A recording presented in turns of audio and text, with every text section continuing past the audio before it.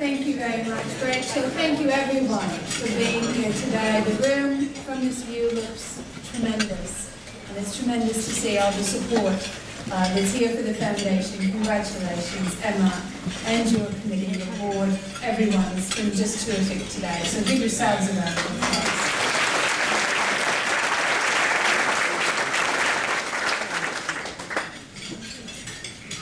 The other day, I went to an event in Martin Place. It was for Carers Week.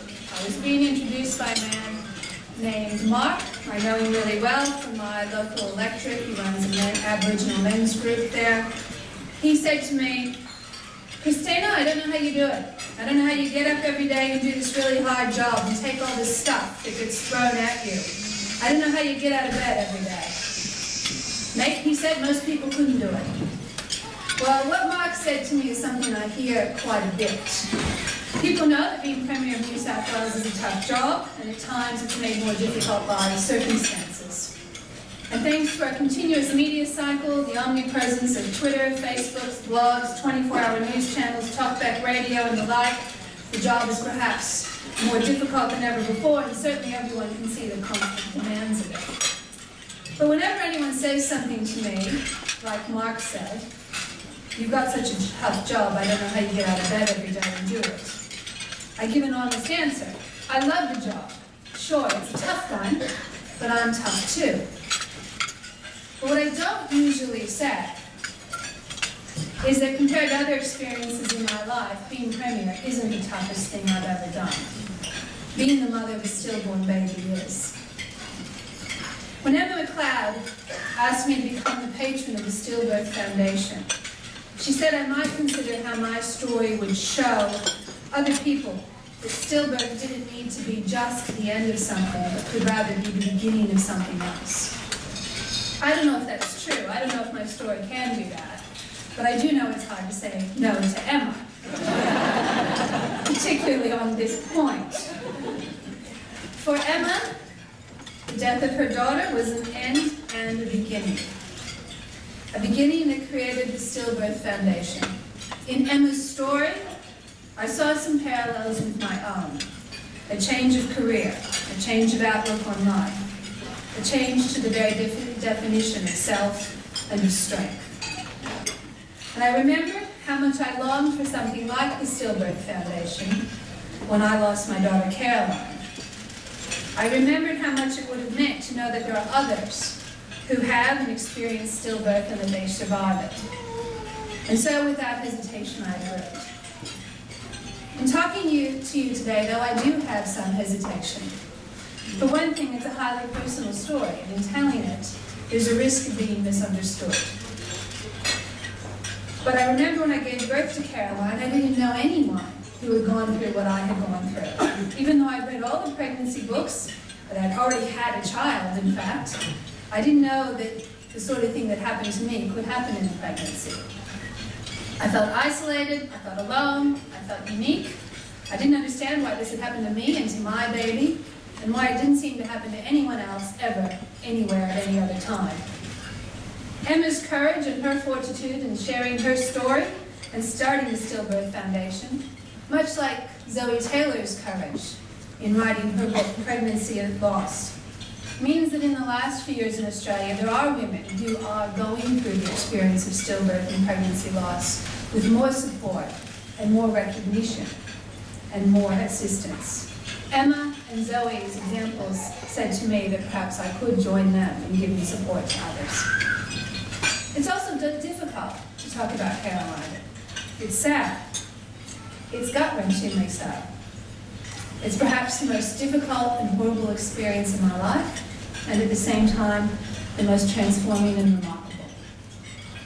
And living in the public eye, there are some parts of one's life one might prefer to keep private. And indeed, there are some parts about my story as Caroline's mother that I will. But sometimes people and circumstances are brought together for a reason, and maybe those reasons aren't abundantly clear at the time. And maybe 11 years after Caroline's birth and death, Emma's right. There's something that I can give that can help others. One thing that Caroline taught me is not to be afraid, to be open to new experiences, and to be open to new dimensions of love. One last hesitation. I tell this story 11 years after Caroline's birth. My understanding of it, my story and my understanding of it is shaped by that 11-year perspective. I've got no doubt that if I told my story 1 year or 3 years or 5 years after Caroline's birth and death, that perhaps it would be a different story. Some people may see parallels in their experiences and mine. Some people may think that my story has no relation to theirs.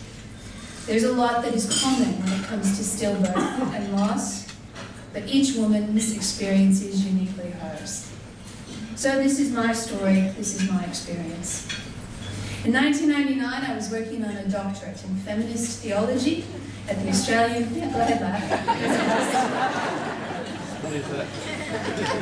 the Australian Catholic University in Strathfield. My husband Ben and I were first-time parents of a 14-month-old boy, Daniel, and we were expecting our second child. I loved my life at that point.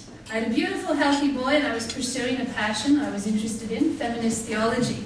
Ever since I was a little girl, I had been actively questioning the role of women in the church, including ringing up the bishop on talkback radio when I was 8 years old to ask why girls couldn't be altar servers.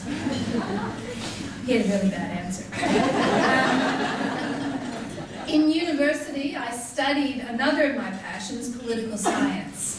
And that introduced me to the related fields of liberation theology and feminist theology.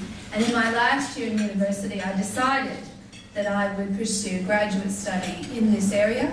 I was very stimulated about interpreting my faith, the familiarity of my faith, through the lens of feminist theory.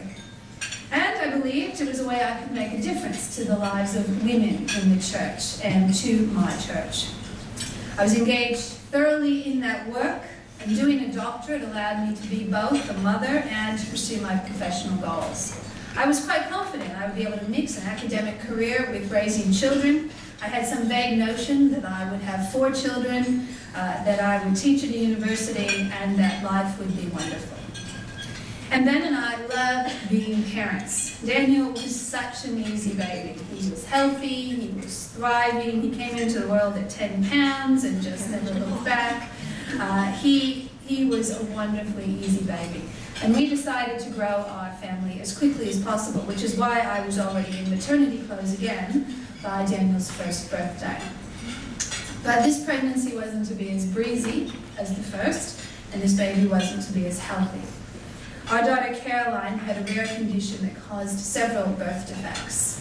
Some of them not serious, but some of them were. One of those was so significant that it meant that Caroline would not be able to live outside the womb. And I remember looking at the doctors in numb disbelief when they explained to me and to my husband what was wrong with our baby and what would have to happen next. Numb disbelief because my baby was alive. I could feel her moving inside me, just as I could feel I felt Daniel. I was visibly pregnant. People were expecting me, indeed I was expecting me, to give birth to this active and living baby inside of me. Everything seemed to get more horrifying from that point on. I would have to give birth, the doctor said. It would be best to do it through induced labor, not through a cesarean. I'd never given birth before. My first child, Daniel, had been a cesarean. I would need to be awake for the baby's birth. We'd have to decide if we would see her after the birth. We would have to decide if we would have an autopsy. We would have to decide about a funeral and what to do with her remains. But most of all, I was terrified that I had to give birth. Knowing that this very act, that is always supposed to be life-giving and joyful, would actually mean the end of my baby's life. And it was very hard. Our daughter was born. We named her Caroline. After Caroline was born, I had a few days in the hospital with her.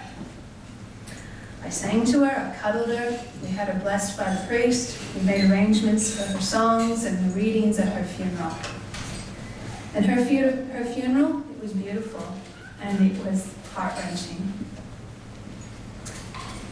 I remember some of our friends at the time were surprised, as we were, that stillbirth still happened in Australia, or that a situation like ours could have happened in what appeared to be a normal and healthy pregnancy.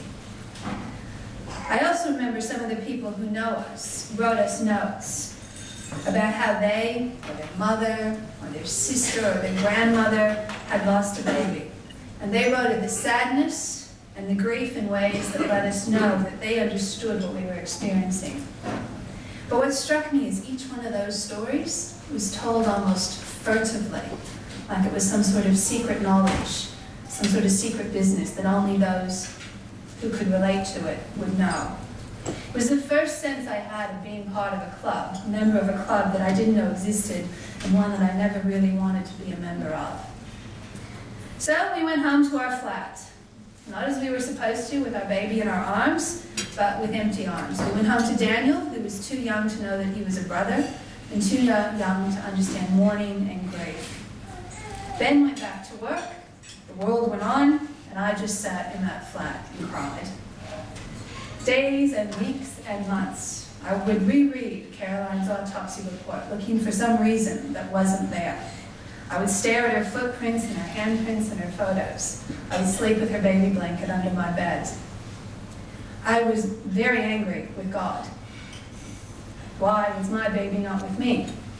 And it struck me at one point. Here I was studying feminist theology. Here I had written long academic dissertations on the idea of God, the feminine side of God, God as a woman.